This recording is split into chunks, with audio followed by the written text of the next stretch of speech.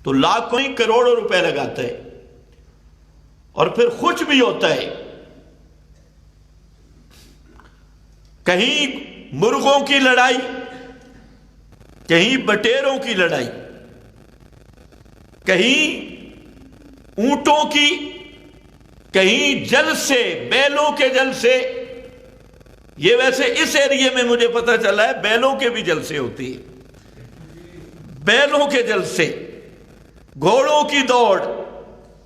یہ ساری دنیا کے کاموں میں اتنا جتنا خرچ ہوگا خوشی ہوگی، لیکن اللہ کے نام پہ 1 روپیہ دے گا تو دل سکڑے گا. اس لیے کہ آخرت کی طرف تو ذوق ہی نہیں، شوق ہی نہیں. اعمال اور کریکٹر کی بات تو دور رہ گئی، نظریات تک کی قیمت نہیں، عقیدے تک کی قیمت نہیں. حالانکہ سب سے اہم چیز تھی آخرت کی تیاری، سب سے اہم چیز تھی آخرت کی فکر، آخرت کی تیاری. مرنے کے بعد کیا حالات پیش آنے والے ہیں، اس کی سوچ اور فکر اللہ رب العزت نے پورے قرآن مقدس میں یہی تعلیم دی کہ مسلمان اور مومن آدمی کا مطمع نظر، سوچ اور فکر یہ ہمیشہ آخرت پہ ہوتی ہے، دنیا پہ نہیں ہوتی. اور آخرت میں سب سے بڑی چیز وہ ہے عقیدہ. عقیدہ اور ایمان. اعمال اس کا پھل اور ثمر ہے. اس کا یہ مطلب نہیں ہے کہ عقیدہ ہو اور عمل نہ ہو. عقیدہ ہے اس لیے کہ عمل قبول ہو جائے. اب یہاں پر بھی لوگوں کو دھوکہ لگا، کئی اچھے بھلے مواحدے کہتے ہیں ہم تو توحیدی ہیں اور کاروبار سود کا، اور کہتے ہیں ہم تو بڑے توحیدی ہیں، کاروبار فراڈ کا. توحیدی ہیں جی، توحید کی وجہ سے بخشے جائیں گے. نماز ایک نہیں پڑھنی، زکوٰۃ کے قریب نہیں جانا، دنیا جہان کی ہر شیطانی، ہر شرارت میں ہاتھ ہے. یہ کیسا توحیدی ہے بھائی؟ میں نے پہلے بھی ذکر کیا، توحید اللہ کی محبت کا نام ہے، اور جب اللہ کی محبت آئے تو خدا کی نافرمانی نہیں ہو سکتی. حقیقت توحید کی یہ ہے. تو خیر، بہرحال آخرت کی طرف سوچنے والے، آخرت کی فکر کرنے والے،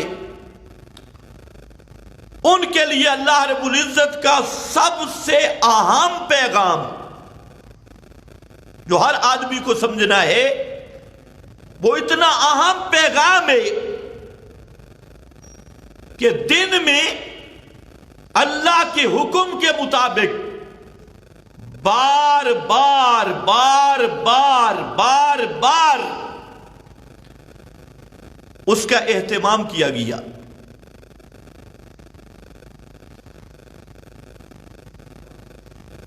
آپ اور ہم بھی دعائیں مانگتے ہیں، وہ بھی سوچ لو.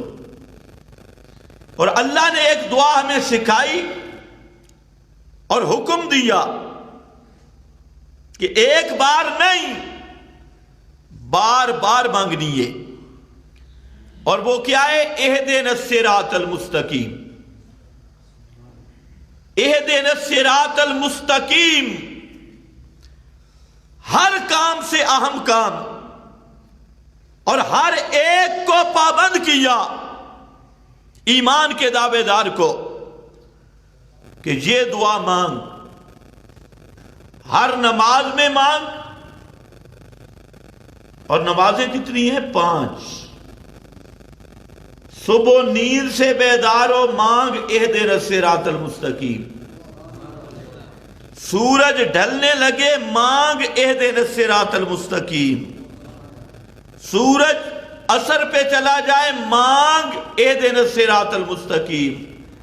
سورج غروب ہو جائے، مانگ اہدنا الصراط المستقیم۔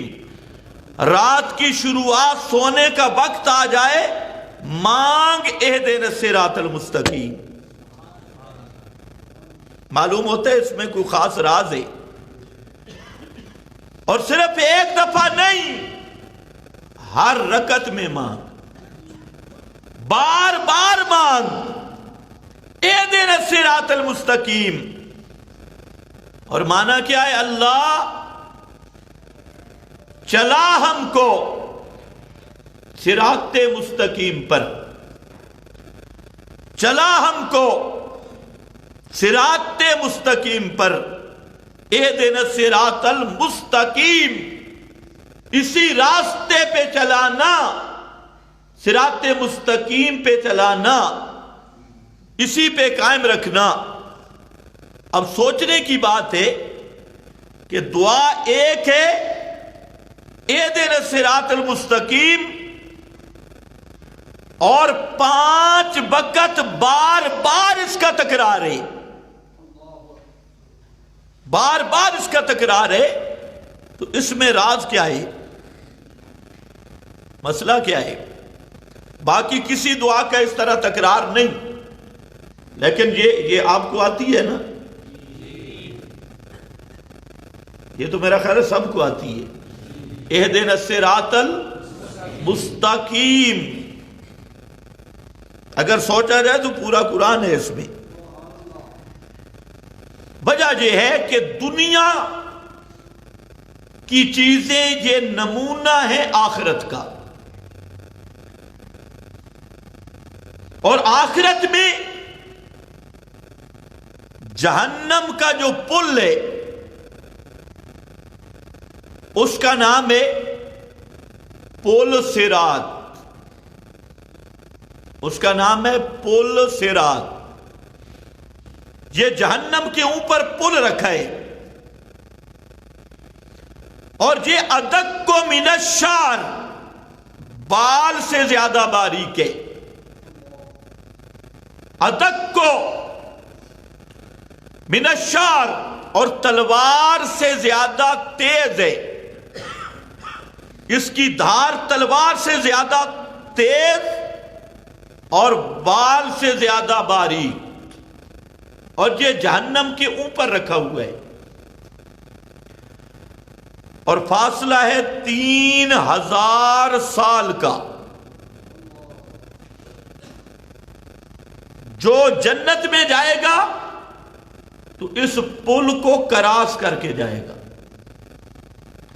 1000 سال سیدھا اوپر چڑھے گا، 1000 سال سیدھا جائے گا، اور پھر 1000 سال اترے گا۔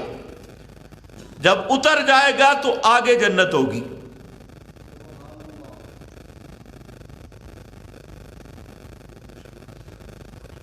اور سب نے گزر کے جانا ہے، سب نے گزر کے جانا ہے۔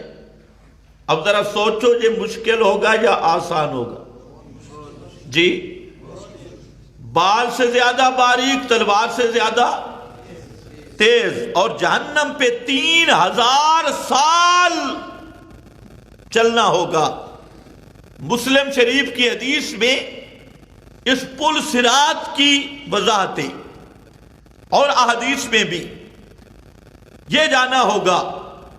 تو وہ جو پل صراط ہے، ادھر سے بھی جہنم، نیچے سے جہنم، دائیں سے بائیں سے آگے پیچھے یہ جہنم ہوگی، اور ایک وہ باریک پل اس سے گزر کے جانا ہوگا، اور جو گزر جائے گا وہ جنت پہنچے گا، اور جو گر جائے گا وہ جہنم چلا جائے گا۔ وہ جو پل صراط ہے اس کا نمونہ ہے صراط مستقیم. صراط مستقیم جس طرح اس کے دائیں بائیں ہر طرف جہنم، آگ کے شعلے، اسی طرح صراط مستقیم کے دائیں بائیں اس کی ہر طرف شرک، بدعت، رسم رواج کی آگ موجود ہے. جو دنیا میں شرک سے بھی بچ گیا، رسموں سے بچ گیا، بدعات سے بچ گیا، سیدھا صراط مستقیم پر قائم رہا، تو اللہ کے محبوب نے فرمایا وہ آدمی اس پل سے ایسے گزرے گا جیسے بجلی کی چمک ہوتی ہے. بجلی کی چمک کی طرح گزرے گا. لیکن یہ بات آپ کو محسوس نہیں ہو رہی، وہاں تو حصی چیزیں ہوں گی. خدا کی قسم یہ جو صراط مستقیم ہے نا، یہ اس پل صراط سے بھی خطرناک راستہ ہے. اس پہ چلنا بڑا مشکل ہے، اور یہی وجہ ہے کہ آج دنیا میں تمہیں نظر نہیں آ رہا، تو اللہ نے فرمایا تم مانگتے رہو اہدنا الصراط مستقیم. اللہ تو توفیق دے. اہدنا سے ہمارے بس میں نہیں، ہم نے ایک رخ اختیار کیا، لیکن اس صراط مستقیم پر تو نے ہمیں رکھنا ہے. تو نے ہمیں رکھنا ہے. وہ صراط مستقیم کی تفسیر کیا ہے؟ تو یہ بات اب ذہن میں رکھ کے انشاءاللہ اگلا مضمون تب سمجھ آئے گا کہ یہ صراط مستقیم دنیا میں نمونہ ہے اس پل صراط کا. اس پل صراط سے دائیں بائیں ہونے والا جہنم میں گیا، اس صراط مستقیم سے بھی دائیں بائیں ہونے والا جہنم میں گیا، بچ نہیں سکتا. قرآن مقدس میں اس صراط مستقیم کا پہلے معنی سمجھو، اس کے بعد 5 مصداق میں ذکر کروں گا. 5 مصداق. سب سے پہلے صراط مستقیم کا معنی کیا ہے؟ صراط کہتے ہیں راہ کو، روٹ، راستہ، اور مستقیم کہتے ہیں سیدھا، سیدھا.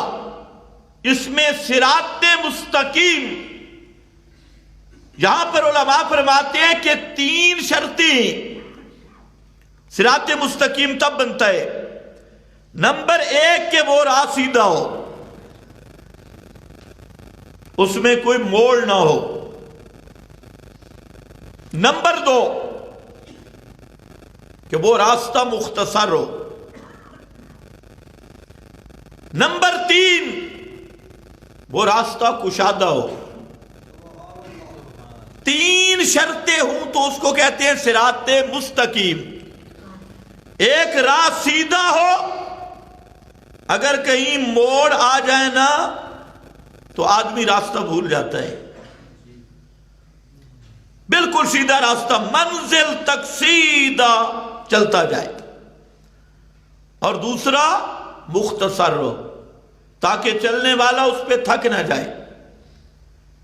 اور تیسرا کشادہ ہو کہ چلنے والا رش میں رگڑا نہ جائے، آسانی سے اس پہ چلے، سہولت کے ساتھ چلے. تو یہ 3 شرطیں ہوں. کون سی شاباش؟ سیدھا راستہ، اس میں کوئی موڑ ولولہ کا نہ ہو. نمبر 2 مختصر ہو. آپ نے جہاں پہنچنا ہے 26 نمبر سے آپ کو ایک آدمی راستہ بتاتا ہے، بھئی ترنول جا، بے نظیر چوک جا، اور بڑھانے سے اوپر پھر کے آ، تجھے مختصر ہوگا یا لمبا راستہ ہوگا. اور ایک آپ کو کہتے ہیں 26 نمبر سے سیدھا لنک روڈ لے اور مدرسے پہنچا تو یہ کیا ہوگا؟ مختصر. سیدھے کی بات نہیں کہ مختصر.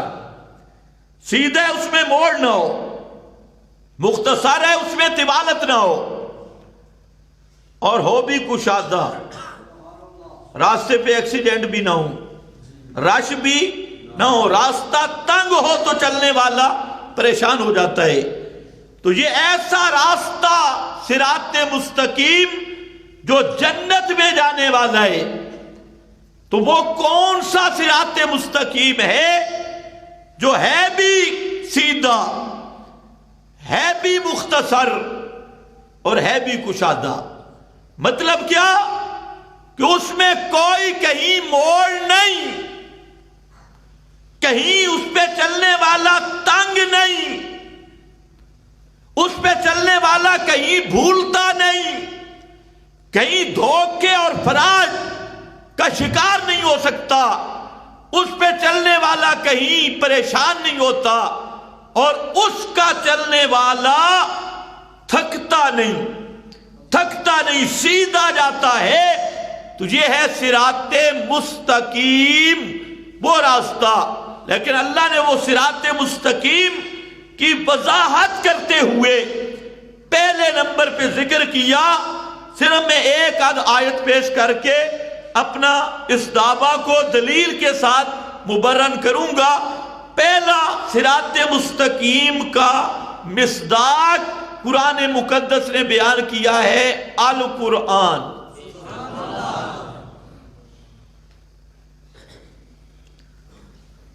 قرآن والا راستہ یہ سیدھا ہے، اس میں کہیں موڑ نہیں ہے، اور ہے بھی مختصر.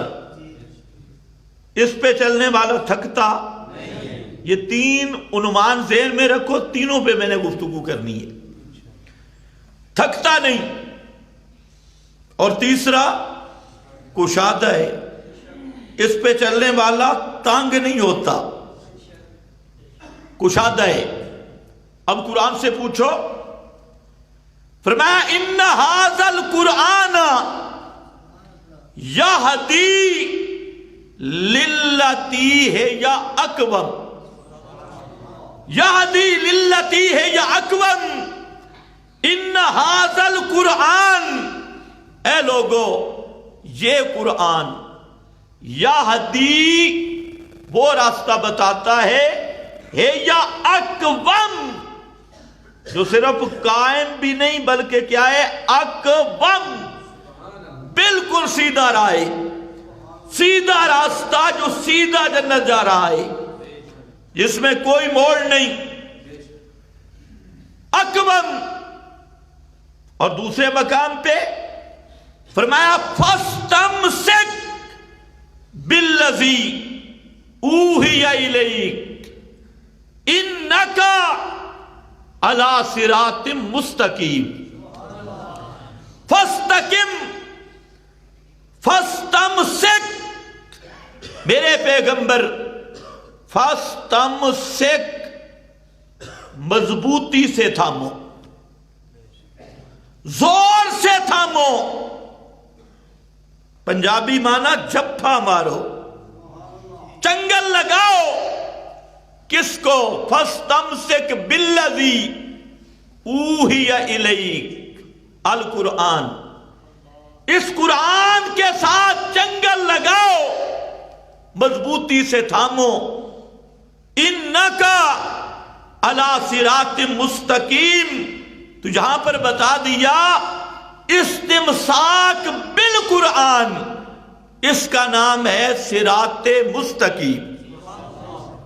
استمساک بالقرآن، جو آدمی قرآن پہ ڈٹ گیا، پک گیا، وہ ہے صراط مستقیم پر، وہ ہے صراط.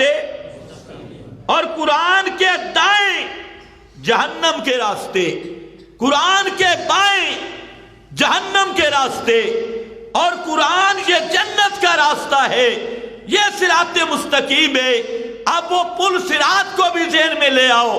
قرآن مقدس کہ راستے کے مد مقابل قرآن مقدس کے بتلائے ہوئے راستے کے دائیں اور بائیں جو راستہ بھی ہوگا وہ راستہ جہنم کا راستہ ہوگا، اور جنت والا راستہ وہ صرف قرآن ہے۔ اس بات کو سمجھنا ذرا، سبحان اللہ۔ یہاں پر کیا فرمایا؟ فَاسْتَمْسِكْ فَاسْتَمْسِكْ، امسک نہیں، امسک کا معنی ہوتا ہے پکڑو، تھامو، اور فَاسْتَمْسِكْ علماء جانتے ہیں زیادت اللفظ تدل علی زیادت المعنی۔ یہاں پر استمساک ذکر کیا، اور استمساک وہاں ہوتا ہے جہاں دونوں طرف سے زور ہو۔ رسا کشی جانتے ہیں؟ رسا کشی جب زور لگاتے ہیں نا دونوں طرف والے، تو ایک طرف جب زیادہ زور پڑتا ہے تو دوسری طرف والے سینے کا زور اس پہ لگاتی۔ تو یہاں زور ہونا دونوں طرف، تو وہاں چیز کو جب پکڑا جاتا ہے پوری شدت کے ساتھ، پورے زور کے ساتھ، توانائی کے ساتھ، تو فرمایا فَاسْتَمْسِكْ۔ اب فَاسْتَمْسِكْ کیوں فرمایا؟ کہ نبی مکرم صلی اللہ علیہ وسلم کے مد مقابل جتنے فرقے تھے سب کے سب اس بات پہ متفق تھے کہ محمد عربی صلی اللہ علیہ وسلم کسی طریقے سے قرآن کو چھوڑ دے۔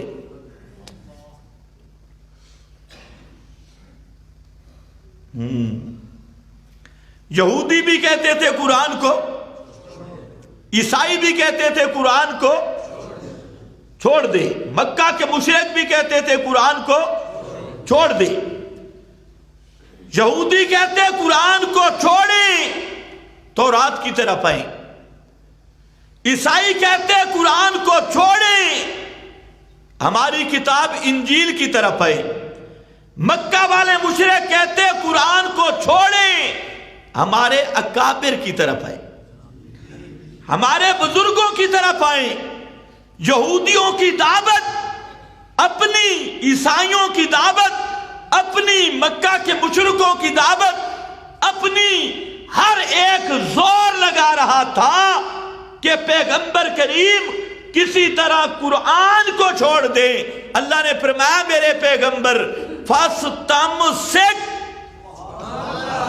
فَاسْتَمْسِكْ، یہ سارا جہان زور لگائے، نہ یہودیوں کی ماننی ہے، نہ عیسائیوں کی ماننی ہے، نہ مشرکین عرب کی ماننی ہے، تم نے ڈٹ کے رہنا ہے اور چنگل لگانا ہے تو قرآن کو، کیونکہ صراط مستقیم کیا ہے؟ قرآن ہے۔ یہودیت کے راستے کی طرف جاؤ گے، وہ راستہ اتنا لمبا ہے کہ اس پہ چلنے والا راستے پہ ہی مرے گا، منزل تک نہیں پہنچ سکتا۔ عیسائیت کے راستے کی طرف جاؤ گے، وہ راستہ ایسا مشقت والا ہے کہ اس پہ چلنے والا مر جائے گا، کبھی منزل تک نہیں پہنچ سکتا۔ اور مشرکین عرب کے راستے کی طرف جاؤ گے تو وہ تو راستہ ہی ٹیڑھا ہے، وہ راستہ سیدھا کہیں ہے ہی نہیں، موڑ ہی موڑ، ٹیڑھے پن، بلاکے ان پہ چلنے والا منزل پہ کبھی نہیں پہنچ سکتا۔ میرے پیغمبر یہ قرآن، یہ ہے صراط مستقیم، یہ وہ راستہ ہے۔ فَاسْتَمْسِكْ بِالَّذِي أُوحِيَ إِلَيْكَ، اسی قرآن کو چنگل لگاؤ، إِنَّكَ عَلَىٰ صِرَاطٍ مُسْتَقِيم، بے شک تو صراط مستقیم پر ہے۔ جو قرآن پہ پک گیا وہی ہوگا صراط مستقیم پر۔ آپ نے امت کو یہ حکم دیا، فرمایا تمسکوا بہا بالنواجذ، تمسکوا بہما بالنواجذ، ان داڑھوں سے پکڑنا، کنایہ بہت پکا کر کے پکڑنا دو چیزوں کو جن میں اولہما کتاب اللہ، سب سے پہلی چیز کتاب اللہ ہے۔ اور مسند دارمی میں حضرت علی رضی اللہ تعالیٰ عنہ سے روایت، اللہ کے محبوب نے فرمایا کہ میرے بعد بڑے فتنے ہوں گے اور ان فتنوں کا تعلق ایمان کے ساتھ، عقائد کے ساتھ ہوگا۔ ستکون بعدی الفتن، بڑے فتنے ہوں گے۔ تو صحابہ نے پوچھا مل مخرج منہا، اللہ کے رسول ان فتنوں سے بچ جانے کا راستہ کیا ہے؟ مل مخرج منہا، فرمایا کتاب اللہ۔ ان فتنوں سے بچ جانے کا راستہ کتاب اللہ، فیہ الہدیٰ، وہ کتاب اللہ ہے جس میں نری ہدایت ہے۔ فیہ کو مقدم کر دیا، مطلب ہے اس کے علاوہ کسی کتاب میں نری ہدایت نہیں۔ فیہ الہدیٰ، اور آگے اسی حدیث کا جملہ ہے، فرمایا هو الصراط المستقیم، هو الصراط المستقیم، یہ قرآن یہ ہے صراط مستقیم، یہ ہے سیدھا راستہ۔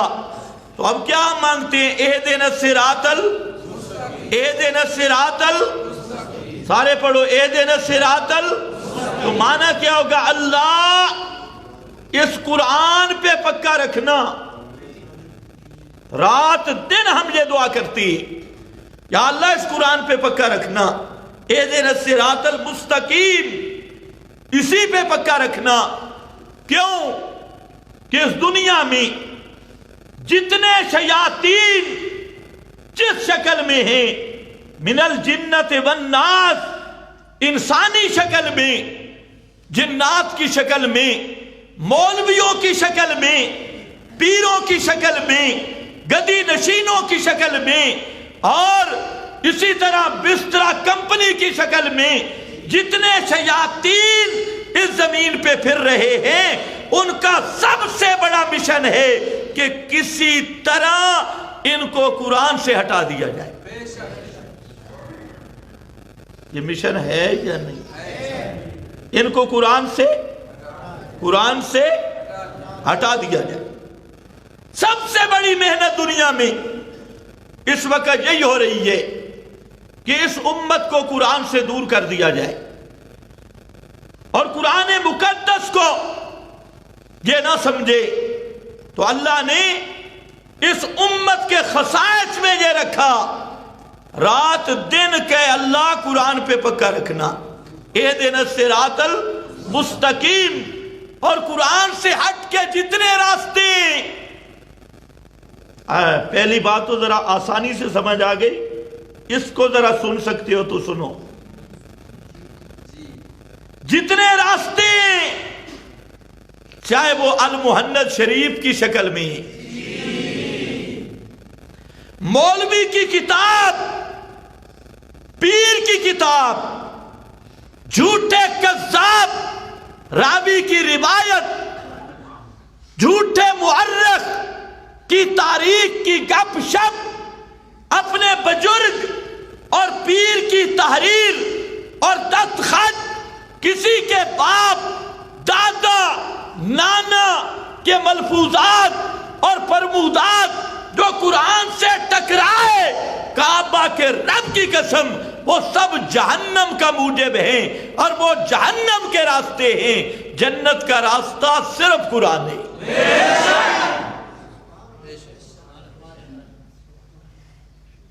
آج جس دنیا میں ہم جی رہے ہیں،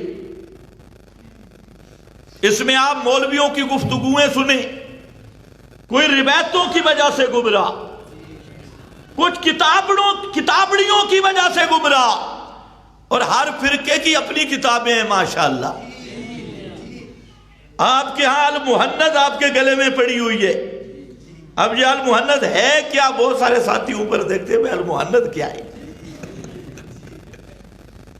یہ المحند ایک خط ہے جس کا یہ بھی پتہ نہیں یہ کس کے پاس رہا، کس نے تحریر کیا، کیا کہاں یہ محفوظ رہا، یہ سارا محرف شدہ 14ویں صدی کا سب سے بڑا فراڈ المہند اسی کا نام ہے۔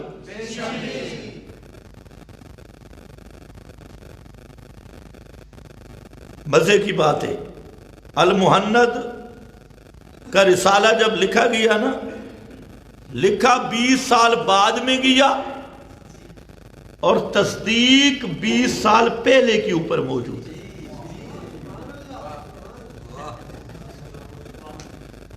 اوپر جو سن لکھا ہے، لکھا وہ 20 سال بعد میں، منظر عام لکھا بعد میں، تحریر بعد میں ہوگا، اور جو مصدق تصدیق کر رہا ہے وہ 20 سال پہلے کی تاریخ پہ۔ اب آپ اسی سے اندازہ لگا لیں کہ کتنا بڑا فراڈ ہے۔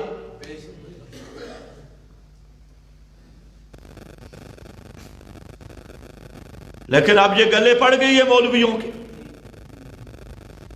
قرآن کے قریب نہیں، المہند شریف۔ اچھا، دوسرے طبقے کے گلے پڑ گئے حسام الحرمین۔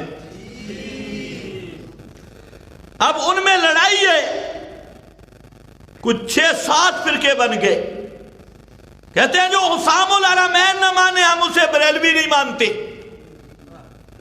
یہ کہتے ہیں جو المہند نہ مانے ہم اسے دیوبندی نہیں مانتے۔ ادھر ان کے گلے میں بھی وہ چھاپ پڑی ہے، وہ بھی آپس میں لڑ رہے ہیں۔ میں نے کہا یہ بھی اللہ کا ایک عذاب ہے، جب تم نے قرآن کو چھوڑا اب حسام الحرمین پہ لڑو گے، قرآن کو چھوڑا المہند پر لڑو گے، اور ہم کہتی ہیں چھوڑو دیوبندیت کیا ہے، بریلویت کیا ہے، دیوبندیت بریلویت ان بتوں کی پرستش ہم نہیں کرتے، ہم ہیں ما انا علیہ و اصحابی کی راہ پہ، اور انشاءاللہ وہ آئے گا۔ صراط مستقیم کا ایک وہ بھی مصداق ہے، اور وہ راہ بھی ہے قرآن و سنت کا راستہ۔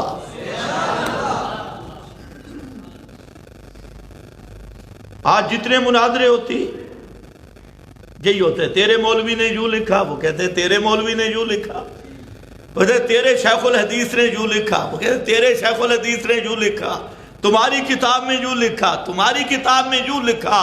یعنی شیطان نے ان سب کو لڑا کر خود تماشا کیا اور مداری بن گیا۔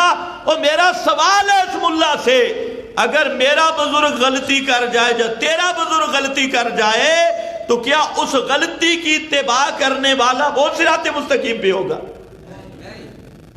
ان بزرگوں کی گارنٹی کس نے دی ہے؟ ہمارا بزرگ نہیں غلطی کر سکتا، ان کا بڑے بزرگوں معصومیت۔ اور آج کل جنت کی ٹکٹیں تقسیم ہو رہی ہے، حالانکہ یہ مسئلہ یاد رکھو، عقیدے کا مسئلہ ہے کہ صحابہ کے بعد کسی شخص کے متعلق یہ کہنا کہ یہ حتمی طور پہ جنتی ہے، یہ کہنا یہ خطا فی الاعتقاد ہے، قرآن و سنت کے خلاف ہے۔ ہاں حسن ظن رکھ سکتے ہو، لیکن آج کل تو جناب خیر، صراط مستقیم کون سا راستہ ہے؟ قرآن والا۔ کون سا راستہ ہے؟ قرآن والا، روایتوں والا نہیں، کتابڑیوں والا نہیں، ملا اور پیر کے دستخط والا نہیں، ملا اور پیر کی تصدیقوں والا نہیں، صراط مستقیم جس کی صبح و شام دعا مانگتا ہے، اور وہ کیا مانگتا ہے؟ اہدنا الصراط المستقیم، مستقیم، اللہ سیدھے راستے پہ چلانا، اسی پہ رکھنا۔ یہی دعا امام الانبیاء نے بھی مانگی، یہی دعا صحابہ نے مانگی، یہی دعا اولیاء اللہ نے مانگی، ساری دنیا اہل ایمان یہی دعا مانگتے رہے، اور یہ اہم دعا تھی اہدنا الصراط المستقیم، اللہ ہمیں سیدھے راستے پر رکھنا. حضرت علی المرتضیٰ رضی اللہ تعالیٰ عنہ اس کا معنی کرتے ہیں ثبتنا علی صراط مستقیم، ہمیں پکا رکھ صراط مستقیم اور قرآن والی راہ پر. تو قرآن سے جو راستہ ٹکرائے وہ راستہ کون سا ہوگا؟ کون سا ہوگا؟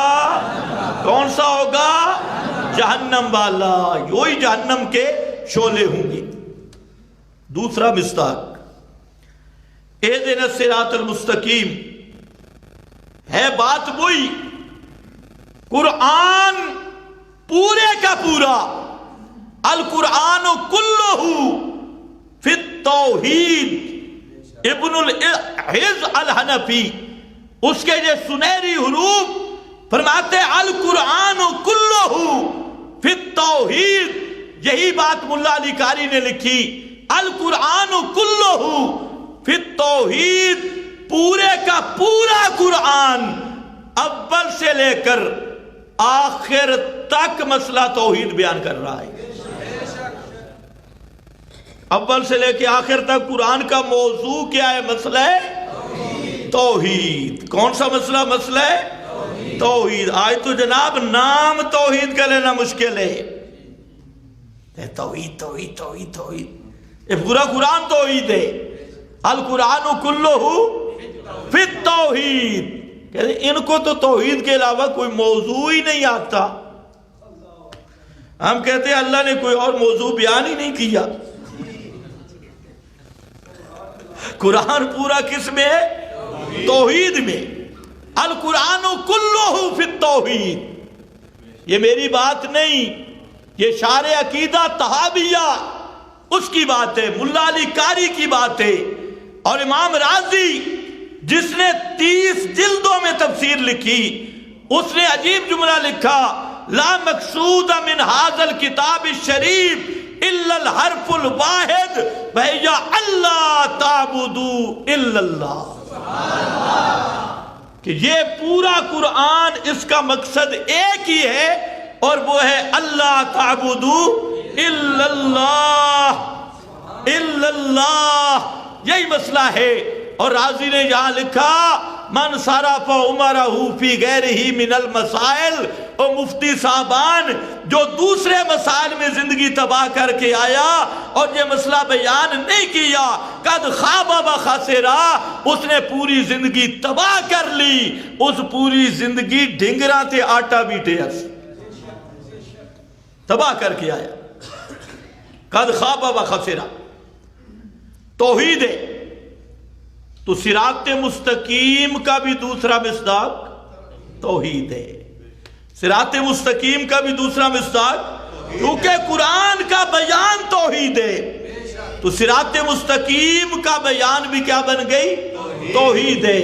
اور توحید والا مسئلہ بڑا مشکل ہے. آپ کو آسان لگتا ہے، بڑا مشکل. اس پہ رہنا بڑا مشکل ہے. توحید کرنا آسان ہے، توحید کے ساتھ وفا کرنا بڑا مشکل ہے. اس لیے دعا ہے اہدنا الصراط المستقیم. اچھا، اس تفسیر پر مفسرین نے عجیب بات کی. فرماتے ہیں وہ کیا ہے صراط مستقیم؟ الصراط المستقیم. اس کا الف لام عہد خارجی کا، اور اس سے معہود کیا ہے؟ ایاک نعبد وَإِيَّاكَ نَسْتَعِينُ. یہ ہے صراط مستقیم. ایاک نعبد وَإِيَّاكَ نَسْتَعِينُ، یہ ہے اصل صراط مستقیم. فرمایا اہدنا، اللہ اسی پہ ہمیں پکا رکھنا، اسی پہ ہمیں پکا رکھنا. کس پر؟ ایاک، سارے پڑھو، ایاک نعبد وَإِيَّاكَ نَسْتَعِينُ، اسی پہ پکا رکھنا. یہ کوئی معمولی مسئلہ نہیں. کیا معنی ہے؟ تیری ہی اور تجھ ہی سے تیری ہی عبادت کرتے ہیں، یا تیری بھی. اور بھی کا بڑا مسئلہ.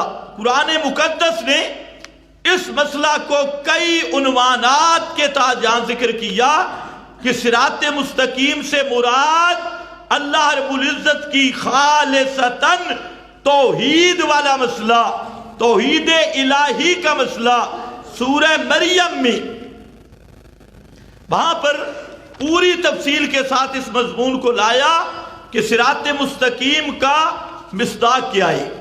حضرت عیسیٰ علیہ السلام ان کا تذکرہ ہے، ان کے تذکرہ کرتے ہوئے قرآن مقدس نے وہاں پر ذکر کیا ان اللہ ربی،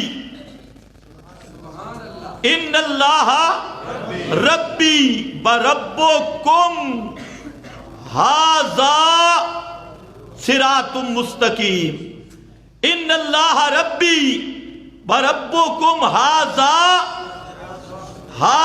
صراط مستقیم، بے شک ان اللہ ربی سورہ مریم آیت نمبر 36، اس میں اسی چیز کو بیان کیا۔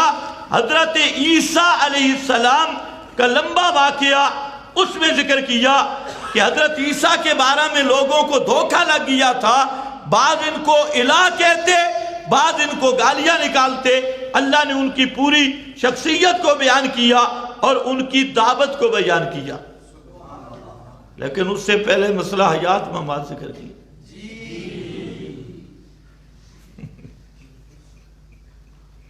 دعوت بعد میں، پہلے کیا ہے؟ مسئلہ حیات اور مسئلہ ممات۔ اب دیکھو کیا ہے، حضرت عیسیٰ خود کہہ رہے ہیں وَالسَّلَامُ عَلَيَّ يَوْمَ بُلِدْتُ، وَالسَّلَامُ عَلَيَّ يَوْمَ بُلِدْتُ، مجھ پہ رحمت ہو جس دن میں پیدا ہوا، بَيَوْمَ أَمُوتُ، اور جس دن میں مروں گا۔ اس کو سیٹ کرو، یوم اموت، جس دن میں مروں گا، بَيَوْمَ أُبْعَثُ حَيًّا، بَيَوْمَ أُبْعَثُ حَيًّا، اور جس دن زندہ کر کے اٹھایا جاؤں گا، زندہ کر کے اٹھایا جاؤں گا۔ کون کہہ رہے ہیں؟ حضرت عیسیٰ۔ حضرت عیسیٰ تین حالتیں بیان کی، وَالسَّلَامُ عَلَيَّ يَوْمَ بُلِدْتُ، مجھ پہ رحمت ہو جس دن میں پیدا ہوا، وَيَوْمَ أَمُوتُ، اور جس دن میں، بولو، برکا بٹوں گا، اموتو، جس دن میں مروں گا، بَيَوْمَ أُبْعَثُ حَيًّا، بَيَوْمَ أُبْعَثُ حَيًّا، اور جس دن زندہ کر کے اٹھایا جاؤں گا۔ وہ دن کون سا ہوگا؟ زندہ کر کے کب اٹھایا جاؤں گا؟ تو موت کے بعد قیامت تک کیا ہوگا؟ میت۔ موت کے بعد قیامت تک کیا ہوگا؟ یہ بات ہے حضرت عیسیٰ نبی اللہ کی کہ موت کے بعد قیامت تک رہوں گا میت، یا الانبیاء احیاء فی قبورہم ابعث حیا۔ اس پر امام قرطبی، ماوردی اور حضرات نے ایک جملہ لکھا، فرمایا وَلَهُ أَحْوَالٌ ثَلَاث، حضرت عیسیٰ کی تین حالتیں، فی الدنیا حیا وفی القبر میتا، فی الدنیا حیا وفی القبر میتا، دنیا میں ولادت زندہ تھے اور قبر میں میت ہوں گے۔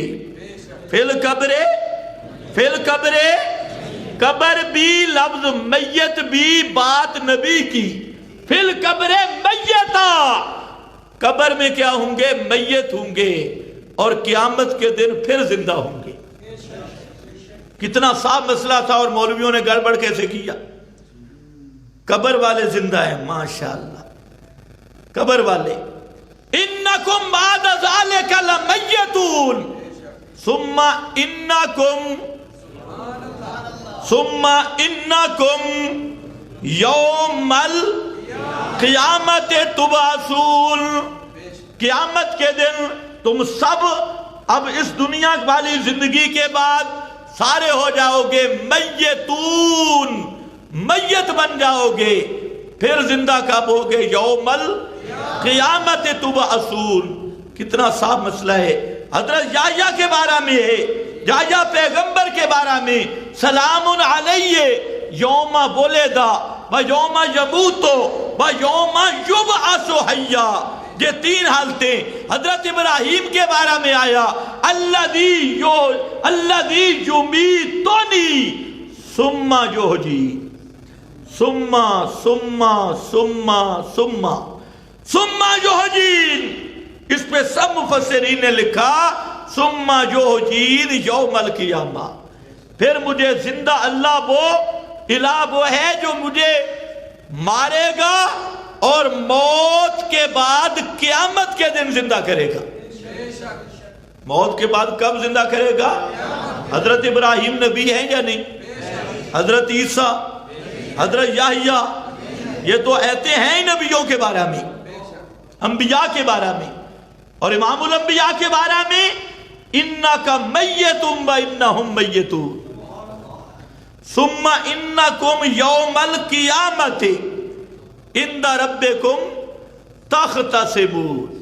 یوم القیامہ وہی مضمون امام الانبیاء حضرت محمد مصطفیٰ صلی اللہ علیہ وسلم کے بارے میں انک میتن، میرے پیغمبر آپ بھی مرنے والے ہیں، وَإِنَّهُمْ مَيَّتُونَ، اور یہ جو آپ کے دشمن ہیں یہ بھی مرنے والے ہیں۔ آپ پہ بھی موت آئے گی، ان پہ بھی موت آئے گی۔ ملا کہتے ہیں نا موت کا نام نہ لو، مماتی بن جاؤ کی آنکھو جی پردہ بٹا گیا، پردہ فرما گئے۔ کہ آپ کے بھی بزدل مولوی یہی بولتے ہیں، بھئی قرآن کہتا ہے انکا میتن، موت نبی کی شان کے خلاف نہیں، موت صرف کس کی شان کے خلاف ہے؟ الہ، اللہ کی شان کے خلاف ہے۔ شروع جہاں سے کیا وَالسَّلَامُ عَلَيَّ يَوْمَ وُلِدتُّ وَيَوْمَ أَمُوتُ وَيَوْمَ أُبْعَثُ حَيًّا، یہ ذکر کر کے فرمایا ذَلِكَ عِیسیٰ ابن مریم، یہ جو اوپر جس کے حالات بیان ہوئے یہ ہے عیسیٰ بیٹا مریم کا، جس کو تم الہ کہتے ہو، ابن اللہ کہتے ہو یا اللہ کہتے ہو۔ ذالک عیسیٰ ابن مریم قول الحق الذی فیہ یمترون، قول الحق کے یہی سچی بات ہے، یہی حق ہے جو میں اللہ نے بیان کیا، اور الذی فیہ یمترون، جس میں یہ سارے شک میں پڑے ہوئے ہیں۔ آگے ما کان للہ ان یتخذ من ولد، ما کان للہ، ما کان للہ، یہ اللہ کی شان ہی نہیں، یہ اللہ کے ساتھ مناسب ہی نہیں۔ ما کان للہ ان یتخذ من ولد، یہ کہ اللہ کسی کو نائب بنائے، کسی کو اختیارات دے دے، اپنی بادشاہی کی کرنی بھرنی والا بنا دے، مشکل کشائی حاجت روائی کے اختیار اس کے حوالے کر دے۔ سبحانہ، سبحانہ، وہ اس بات سے پاک ہے، نائب بنانے سے پاک ہے۔ اذا قضا امرا فانما یقول له کن فیکون، یہ سارا توحید کا مضمون ذکر کر کے اب حضرت عیسیٰ کی تقریر آئی اور صراط مستقیم کا معنی وَإِنَّ اللَّهَ رَبِّي وَرَبُّكُمْ فَعْبُدُوهُ فَعْبُدُوهُ فَعْبُدُوهُ، حضرت عیسیٰ نے یہ دعوت دی تھی ان اللہ ربی و ربکم، بے شک اللہ میرا بھی مشکل کشا تمہارا بھی مشکل کشا، فَعَبُدُوهُ اسی ہی کو پکارو، فَعَبُدُوهُ اسی ہی کو پکارو، حاجتوں میں مشکلوں میں اسی کو پکارنا، اسی کی عبادت کرنا۔ آگے دیکھنا ہے ھذا صراط مستقیم،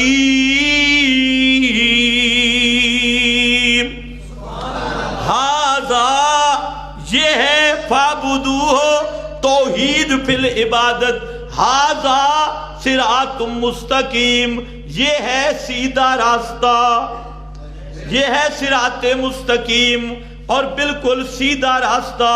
تو یہاں سیدھا راستہ وہی ذکر کیا، صراط مستقیم کیا ہے؟ ان اللہ ربی و ربکم، بے شک میرا حاجت روا وہ بھی اللہ، تمہارا حاجت روا وہ بھی اللہ۔ یہ حضرت عیسیٰ کی تقریر ذکر کی۔ اب ایک اور حوالہ سن لو، سورہ یاسین اور آیت نمبر 61 ہے۔ سورہ یاسین تو سب کو یاد ہے، ختم یاسین شریف، اور بدعتیں نہ کیا کرو، یاسین کو سمجھو، قیامت کا دن ہے اور وہاں پر اللہ کی طرف سے اعلان ہو رہا ہے وَامْتَازُوا الْيَوْمَ أَيُّهَا الْمُجْرِمُونَ، وَامْتَازُوا الْيَوْمَ أَيُّهَا الْمُجْرِمُونَ، او مشرکو، او بدعتیو، او مجرموں، او بے ایمانوں، تم ایک سائیڈ پہ الگ ہو جاؤ۔ اللہ کی طرف سے اعلان ہوگا کہ شرک کرنے والے، بدعت کرنے والے، عادی مجرموں الگ ہو جاؤ۔ دنیا میں تو آ بیٹھتے تھے نا، ادھر بھی منہ مارا ادھر بھی منہ مارا۔ آج وَامْتَازُوا الْيَوْمَ أَيُّهَا الْمُجْرِمُونَ، آگے ذرا خیال کرنا، اللہ فرمائیں گے أَلَمْ آہد إِلَيْكُمْ یا بنی آدم لا تعبدوا الشیطان، اے آدم کی اولاد، اے اولاد آدم، کیا میں نے تم سے عہد نہیں لیا تھا کہ شیطان کی پوجا نہیں کرنی؟ کس کی پوجا نہیں کرنی؟ لا تعبدوا الشیطان، شیطان کی پوجا نہیں کرنی۔ شیطان کی پوجا کون کرتا ہے بھائی؟ شیطان کی پوجا ہوتی ہے تین طرح، تین طرح۔ شیطان کی پوجا نہیں کرنی، ایک تو شیطان کی خالص پوجا کرتے ہیں تعویذ لکھنے والے، اور اوپر کیا لکھتے ہیں؟ یا ابلیس۔ تعویذوں پر کیا لکھتے ہیں؟ یا ابلیس۔ تو ابلیس کو پکارا کہ نہیں پکارا؟ اور پکار عبادت تھی، اور تعویذ پہ لکھا یا ابلیس، اور کئی ہم نے دیکھے یا فرعون، یا حامان، یا ابلیس۔ تو اس سے بڑی شیطان کی پوجا کیا ہوگی؟ سب سے بڑی پوجا شیطان کی پکار۔ اور یہ جتنے جادو ٹونے ٹوٹکے، وہ انگوٹھے پہ غیب کی خبریں دینے والے سیاہی لگا کر، چرخے پھیر کر اور لوٹے گھما کر اور حساب کتاب کر کے یہ کیا کرتی ہیں؟ یہ سب شیطان کی پکار کرتی ہے۔ اور براہ راست شیطان کی پوجا یہی ملا اور پیر کرتا ہے جو شیاطین کے نام کی نظر نیاز دیتا ہے۔ شیطان کے کالا ککڑ، کالا مرغا، کالا بکرا، فلانا بکرا، جنات شیاطین کے نام کی نظر و نیاز، اور یہ چرخے کاٹ کر یا حساب کتاب کر کے، اور جو ان میں سے بڑا لعنتی ہوتا ہے وہ قرآن سامنے رکھتا ہے، کہتے ہیں میں قرآن سے حساب کر کے دیتا ہوں۔ بڑا لعنتی. حالانکہ پورا قرآن کہہ رہا ہے غیب جاننے والا کون ہے؟ اللہ. یہ اسی قرآن کو سامنے رکھ کے بیٹھا ہے. کہتے ہیں میں حساب کتاب کر کے بتاتا اور پتہ اپنے ہی نہیں کہ اس کی زنانی کہاں ہے, بازار میں کہاں پھر رہی ہے. تو یہ جتنے ٹونے ٹوٹکوں والے ہیں سب کے سب میں نے کافر نہیں کہتا, اللہ کے رسول نے کافر کہا ہے. فرمایا من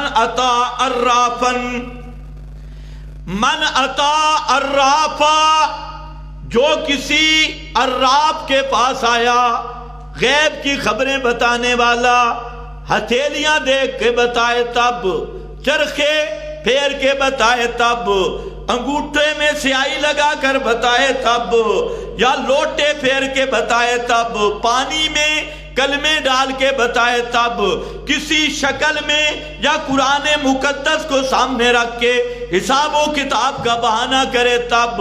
من اتا عرافا فصدقہ,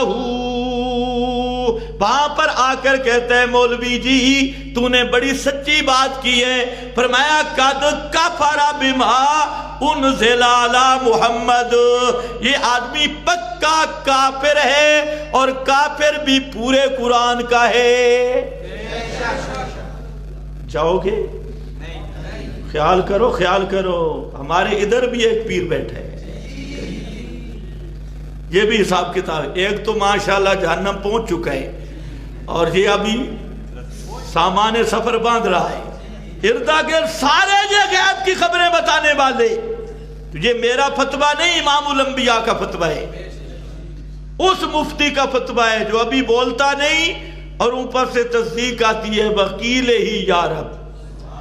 تیرے مفتی کے تو فتوے بکتے ہیں نا 10-10 روپے کے, ادھر وہ مفتی بھی ہے. 3 طلاقوں والا آدمی آیا نا مفتی صاحب کے پاس, مفتی صاحب کہتا ہے 2 ٹرالیاں اینٹیں میرے مدرسے میں پہنچا دو. یہ آپ کے اسلام آباد کا ہے, 2 ٹرالیاں, اور پھر میں پوچھوں گا. اس نے کہا ٹھیک ہے 2 ٹرالیاں نہیں 2 ٹرک, کیونکہ 3 طلاقیں دے کے آیا تھا. 2 ٹرک نہیں, میں تو کہتا 3 ٹرک مانگنے تھے, فی طلاق 1 ٹرک, 2 پتہ نہیں کس حساب سے 3 ٹرک. اب پوچھتا ہے وہ لڑکی والے بھی آگئے, یہ بھی مفتی صاحب پوچھتا ہے اچھا تو نے جب طلاق دی تھی غصے میں تھا یا عام موڈ میں تھا؟ اس نے کہا جی غصے میں تھا. اچھا پھر طلاق نہیں ہو. ایمان سے بتاؤ طلاق پیار میں بھی کبھی ہوتی ہے؟ بیوی کو پیار کرتے ہوئے طلاق دی ہو؟ طلاق ہوتی غصے میں ہے. کہتے پھر طلاق ہوئی نہیں, وہ 2 ٹرک 2 ٹرالیوں کے پیچھے 3 طلاقیں بچا گئی ہے بے ایمان نا. لیکن یہ وہ مفتی ہیں محمد مصطفیٰ صلی اللہ, جن کے ہر فتوے کی تصدیق میرے رب نے کی ہے. وکیل ہی یا رب, یہ وہ سچا مفتی ہے, اور اس کا فتویٰ ہے جو ان بے ایمانوں کے پاس جا کے تصدیق کرتا ہے. صدقہ فقد کفرا, سارے پڑھو فقد صدقہ فقد کفرا, اس کی جا کے تصدیق کرتا ہے وہ پکا کافر ہے. اور دوسری حدیث میں آتا ہے اگر ویسے چس چس کے لیے گیا, طوطے والی سرکار ہے, چس چس میں چلو ذرا جائزہ لے لے, تصدیق نہیں کرتا تو 40 دن کی عبادت قبول نہیں ہوگی, 40 دن کی. اور آج تماشا بنا ہے تو سب سے بڑے شیطان کے پجاری, شیطان کی پکار کرنے والے, تعویذوں میں اس کے نام لکھنے والے, اور شیطان کے نام کی نظر و نیاز دینے والے, شیطان کی خوشنودی کے لیے اس کو جنگلوں میں اپنے عملیات میں پکارنے والے, یہ وہ لوگ ہیں جو سچے شیطان کے پجاری ہیں. اور قیامت کے دن یہ سب سے پہلے مخاطب ہوں گے الم آہد الیکم یا بنی آدم اللہ تعبدوا الشیطان, اے آدم کی اولاد کیا میں نے تم سے عہد نہیں لیا تھا کہ شیطان کی پوجا نہیں کرنی. ٹائم ہو گیا ہے, اوپر صراط مستقیم چلے گا انشاءاللہ کئی جمعے. آج سب حضرات باہر ہم نے دھوپ پر انتظام کیا، آپ نیچے ٹھنڈے ہو جاتے ہیں، سارے وہاں جائیں، خطبہ بھی وہاں ہوگا، جمعہ بھی وہاں مسجد کے قریب ہوگا۔